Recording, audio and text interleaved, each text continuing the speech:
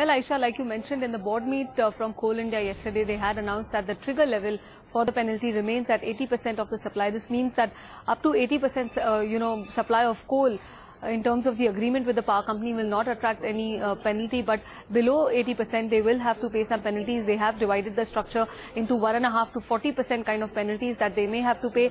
So clearly, the biggest concern that we have right now is understanding on the import part of coal. Remember that Coal India has said that only 65% of their total needs can be supported by the domestic production, but about 15% will have to be imported, and that probably will have to be done with a price pooling mechanism where the companies share the imported cost with the power companies, and that probably will be an important thing to see. Overall, the expectation is that without any hit to Coal India, the price pooling will be done, because it would not be fair for Coal India to pay the extra price of coal for the import cost that they will have to bear.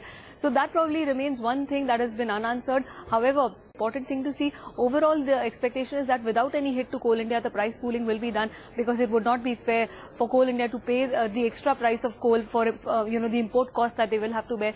So that probably remains one thing that has been unanswered. However, analysts expect that 65% that has been promised also may be difficult in terms of the domestic production, considering the various problems that are going on.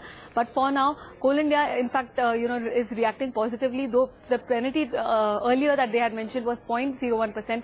From that, it's been increased to 1.5 to 40%. But Coal India probably pricing in all of that and just about a % gain on the stock.